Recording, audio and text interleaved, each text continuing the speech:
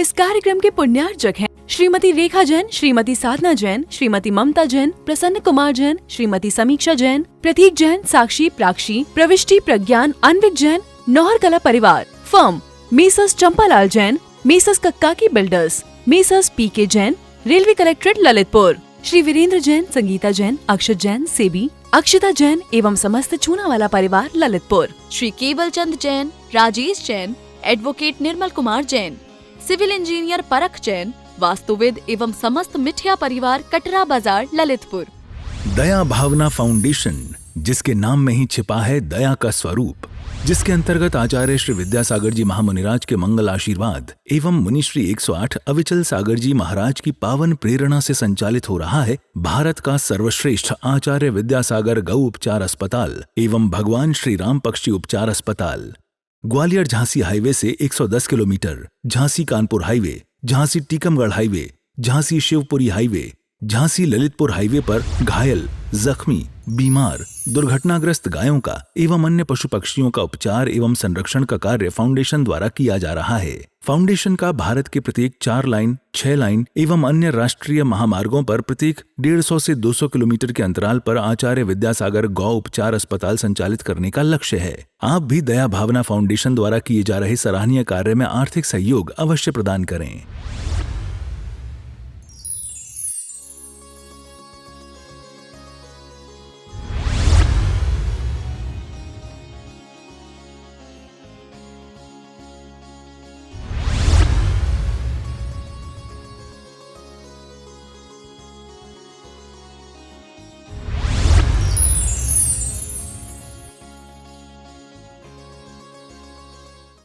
तो भगवान क्या अपना चमक चांदनी चमत्कार दिखाने के लिए सारे ज्ञान दिए थे, ताकि तुम जान सको ये संसार में कहाँ कहाँ क्या क्या रखा है, और तुम ये निर्णय ले सको कि धरती के नीचे नरक के 7 गड्ढे हैं, उसमें इस प्रकार की पीड़ा मिलती है, इस धरती के ऊपर स्वर्ग की रचना है, नवग्रहवेग है, अनुत्तर विमान है, सर्वार सिद्धि है, सिद्धशिला भी है।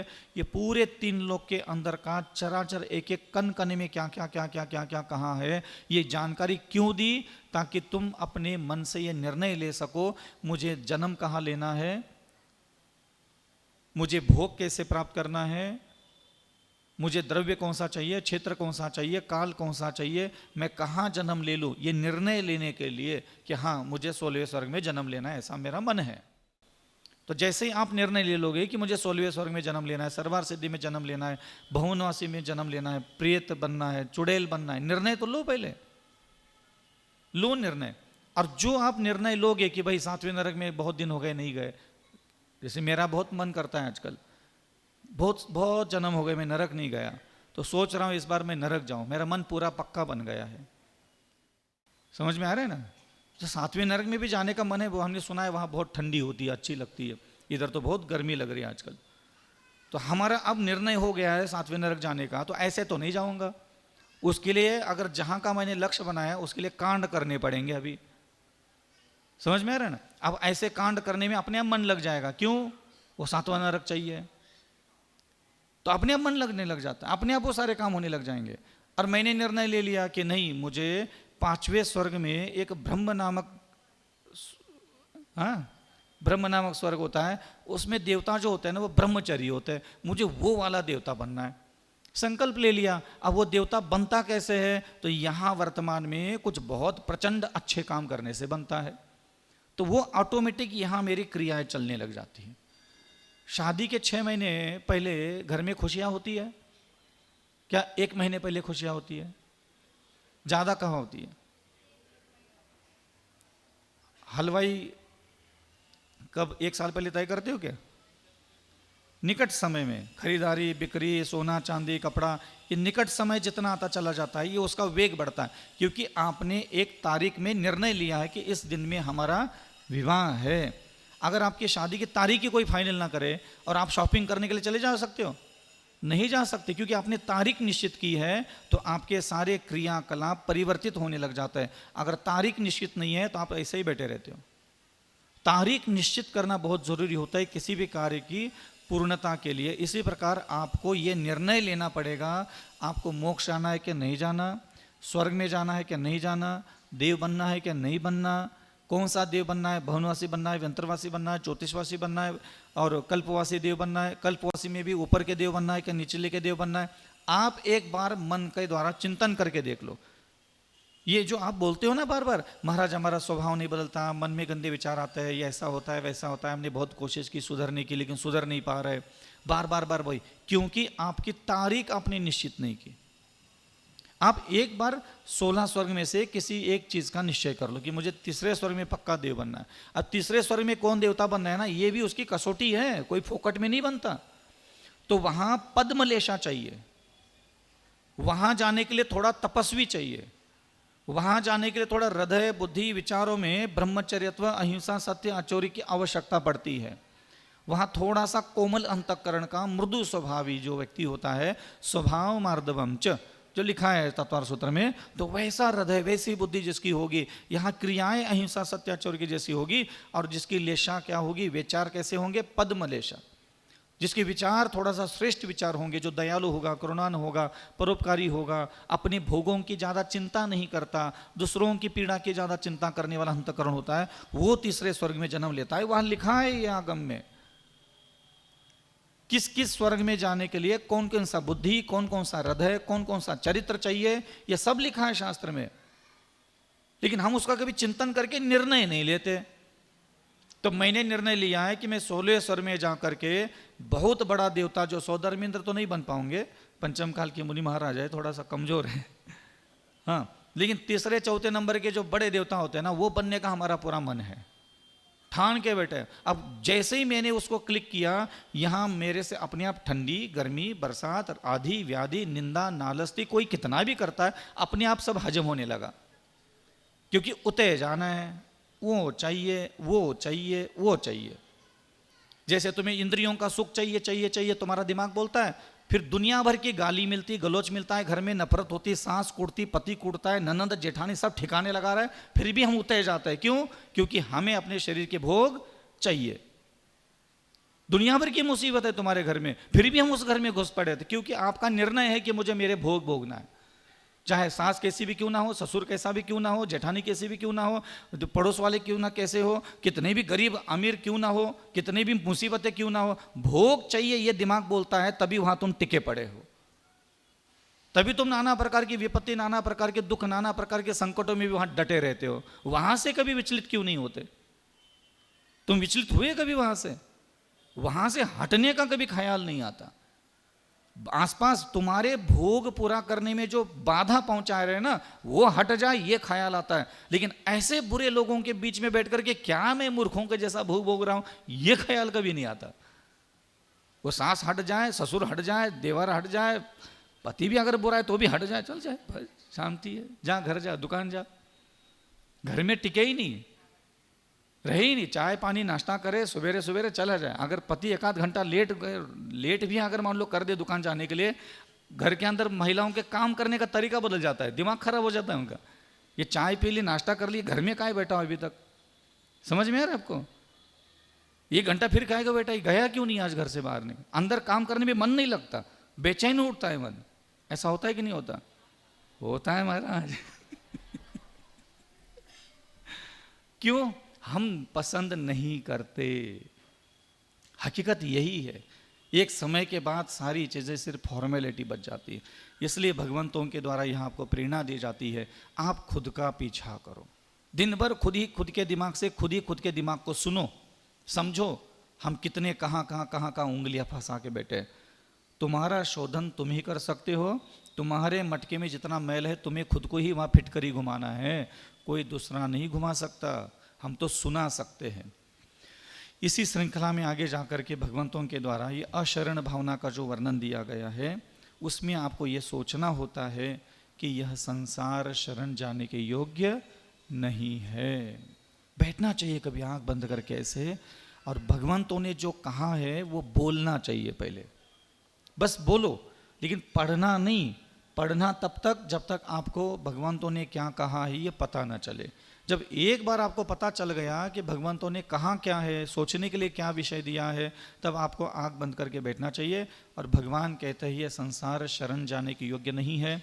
जिस प्रकार हे अविचल सागर, जब मैं अपने आप से बात करता रहता हूँ तो हम अपने आप को वो चीज़ें समझाए, हे अविचल सागर, ये संसार है, ये संसार में जिस प्रकार कोई हिरण का बच्चा है, शावक है, मृग शावक है, उसको कभी जंगल में सिंह आ करके अपने मुख में पकड़ लेता है, अब उस मृग शावक की रक्षा करने वाला कोई भी दुनिया में सक्षम नहीं होता। इसी प्रकार अविचल सागर, ये 8 कर्म के वशीभूत होकर के तुम भी इन 8 कर्मों के पकड़ में आए हो। तुम्हारी आत्मा वैसे तो शुद्ध बुद्ध है, फिर भी इन 8 कर्मों के कारण तुम चतुर्गति के दुखों को भोग रहे हो, और तुम्हारी रक्षा तुम्हारे अलावा और कोई नहीं करा सकता। इसलिए अविचल सागर ध्यान रखना, ये संसार एक विपत्ति का स्थान मात्र है। जो भी आत्मा इस जगत में आती है, ये शरीर भोगने के योग्य है, अन्न भोगने के योग्य है, ज़मीन जायदाद प्रॉपर्टी कपड़ा मकान सोना चांदी ये भोगने के योग्य है, इसका आनंद मुझे लेना है, इसका पुनः पुनः मुझे उपभोग भोग करना है, ऐसा अविचल सागर जो ख्याल करता है और उन्हीं का शरण जा करके वो जीवन व्यतीत करता है, कालांतर में उसी के लिए संसार में सारे दुर्गति के स्थान बनाए गए हैं। इसलिए अविचल सागर शरण जाने के योग्य कोई भी नहीं है अरहंतों के अलावा। दूसरा अविचल सागर ये शरीर भी है, ये शरीर के शरण में भी तुम जाते हुए, शरीर तुम्हारा स्वयं का शरीर तुम्हें सुख देने वाला लगता है, दूसरों का शरीर भी तुम्हें सुख देने की कल्पना करता है तुम्हारा बुद्धि, तो ठीक नहीं है। जब तक ये शरीर निरोग है, स्वस्थ है, अनेक प्रकार के कांति तेज हर्षता पुष्टता मनोहारी है, तभी तक इस शरीर में आनंद आएगा। जैसे ही शरीर के अंदर का रोग दुख पीड़ा वेदना अशांति अनेक प्रकार के यातनाओं से ये शरीर उत्पन्न हो जाएगा, शरीर का नवमलद्वार बहे घिनकारी रूप तुझे दिखने लग जाएगा, तुम इसी शरीर के साथ तुम्हारा घृणा का भाव उत्पन्न होगा। इसलिए ध्यान रखना, ये शरीर भी शरण जाने के योग्य नहीं है। ये संसार में तुमने जितने भी मित्र बनाए हैं, बंधु बांधव बनाए, स्नेहीजन बनाए हैं, ये क्यों बनाया है पता है विचल सागर? क्योंकि तुम्हारे शरीर के 5 इंद्रियों के विषय भोगों को ये मदद करते हैं, इसलिए तुमने ये सारे स्नेही बंधु बांधव जनों के प्रति तुम्हारा लाग लगाव है, क्योंकि तुम्हारे शरीर की इंद्रियों को और मन को आनंद देने वाले ये लोग हैं, इसलिए तुम उसको अपने वश में जकड़ करके बैठे हो। वास्तविकता में तुम इनकी शरण गए हो, अपनी माता के शरण, पिता के शरण, अपनी पत्नी के शरण, पति के शरण में बैठे हो, पुत्र की शरण में बैठे हो, बंधु बांधव स्नेहीजनों के शरण में बैठे हो, और वहाँ तुम इनके साथ रह करके अपने आप को सुरक्षित अगर अविचल सागर मान रहे हो, तो ध्यान रखना ये तुम्हारी सुरक्षा की जगह नहीं है। क्योंकि ये तुमने सारा प्रपंच, ये सारे लोग अपने मनोरंजन के लिए तुमने इकट्ठा किए हैं, और जिस समय ये सारे आसपास के लोग तेरा मनोरंजन करना बंद कर देंगे, यही रिश्ते, ये नाते, ये मित्रता, ये पति, ये पत्नी, ये सास, ये ससुर, ये जेठानी, देवरानी, ये बहन तुझे चुभने लग जाएगी, तुझे दर्द से भरने लग जाएंगे ये। इसलिए ये सारे रिश्ते नाते जितने भी तुमने बनाए हैं, ये शरण जाने के योग्य नहीं है, ये सुख देने के योग्य नहीं है। जब तक तुम उनका मनोरंजन करोगे और वो तुम्हारा मनोरंजन करेंगे, तभी तक ये प्रिय लगते हैं। जैसे ही सामने वाला व्यक्ति तुम्हारा मनोरंजन करना बंद कर देगा और तुम सामने वाले का मनोरंजन लेना अगर बंद करोगे, सब एक दूसरों के ऊपर टूट पड़ेंगे और एक दूसरों की हत्या करने तक के ख्याल पैदा हो जाते हैं।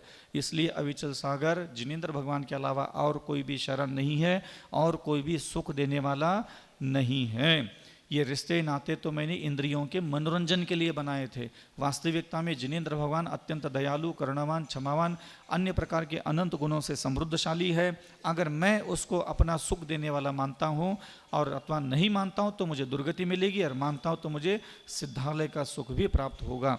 इस प्रकार मैं अपने आप को दिन भर सिखाता रहता हूँ, समझाता रहता हूँ, और अपने मन को इन किन प्रकार कहता हूँ कि आसपास किसी भी चमड़ी का शरीर के शरण में मत जाना। आसपास कोई भोजन है, कोई कपड़ा है, कोई सोना चांदी है, कोई धनवान व्यक्ति है, उसमें अपना सुख मत ढूंढना। ये वितराग अरहंत प्रतिमा जो है, जिनबिंब जो मेरे लिए है, एक वही मेरे लिए आधार है मेरे मोक्ष के लिए। मैं आज के बाद जिनेंद्र भगवान में ही अपना सुख ढूंढूंगा। भले कोई बात नहीं, आज मेरे मन में जिनेंद्र भगवान के लिए प्रेम नहीं होगा, राग नहीं होगा, इतनी बड़ी चढ़ी भक्ति नहीं होगी, लेकिन मैंने जान मात्र लिया है, इतना ही काफ़ी है। इस प्रकार आपको भी अपने मन को अशरण किसके पास जाकर के सुख भोगना है, ये तय करना पड़ेगा। और ये तय तभी होगा जब आप अपने आसपास के जीवित व्यक्तियों का चिंतन मनन करोगे, विचार विमर्श करोगे, अन्यथा कोई भी उपाय नहीं आपको अपनी रक्षा के लिए। समझ में आ रहा है? हाँ, तो ध्यान रखना, विचार करते रहिए, दिन भर वो विचार कीजिए जो भगवान ने कहा है। हाँ, अगर मैं जैसे जंगलों में कभी बैठता था और शांत मन होकर के अशरण भावना, अविचल सागर किसके शरण में हो? पंच परमेष्टि के। ये तो जवाब हो गया। हम तो देख रहे आजकल चौके में वो रसगुल्ला रोज रोज ले रहे हो, हलवा रोज रोज ले रहे हो, उसमें अपना सुख मान के बैठे हो। ये फलाना फलाना व्यक्ति यहाँ तुम्हारा भगत बन के बैठा है, रोज उसके आने का इंतजार करते हो तुम। हाँ, वो प्रिय है, हितमित वचन बोलता है, तुम्हारी भक्ति करता है, तुम्हारी इच्छाओं को पूरा कर लेता है, तुम्हारी साधना में सहयोग करता है। आजकल उसका इंतजार ज़्यादा करते हो। इतना इंतजार तो तुम कभी भगवान का नहीं करते, इतना इंतजार तो तुम कभी किसी दिगंबर साधु का नहीं करते। एक गृहस्थ का दिगंबर साधु बन करके कपड़े पहनने वाले लोगों का तुम इंतजार करते हो और फिर मुंह से बोलते हो अरे शरण बज्जा में। दिन भर तुम्हारा दिमाग कपड़े पहनने वाले लोगों में उलझा रहता है। इससे राग करना, इससे द्वेष करना, ये अच्छा है, ये बुरा है, ये सही है, ये गलत है। किसी ना किसी बहाने से दिन भर कपड़े पहनने वाले लोग घूमते रहते हैं। बेटा विचल सागर, ये कहने सुनने की बातें, दिखने की बातें ठीक है, मैं जानता हूँ तू भी मुनि बन करके बैठा है, लेकिन तेरे दिमाग ये जो अरहंत की शरण में अगर सही गए होते तो 18 घंटे जो तुम जागृत अवस्था में रहते हो, कम से कम 16 घंटे तो तेरे दिमाग में दिगंबर साधु, दिगंबर प्रतिमा, दिगंबर सिद्ध प्रतिमा, आचार्य परमेष्टि, उपाध्याय परमेष्टि, साधु परमेष्टि होना चाहिए थे। याद तो किसी और का करते हो, इंतजार किसी और का करते हो, चाहते किसी और का, दुखी और किसी वजह से होते हो, मन प्रसन्न किसी और की वजह से होता है। और यहाँ बैठ करके भगवान के सामने नमो लिंतान, नमो शुद्धान, नमो हिरण, अरे वाह विचल सागर, ये नाटक छोड़ दे।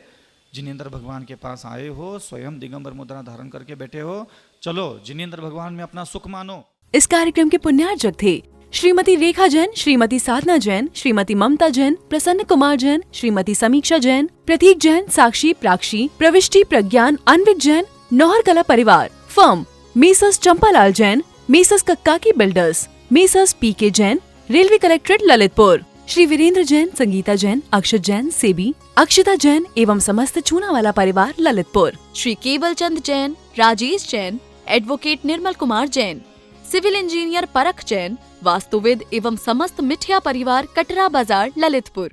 क्या आप वास्तुशास्त्र के अनुसार अपने घर का काम कराना चाहते हैं?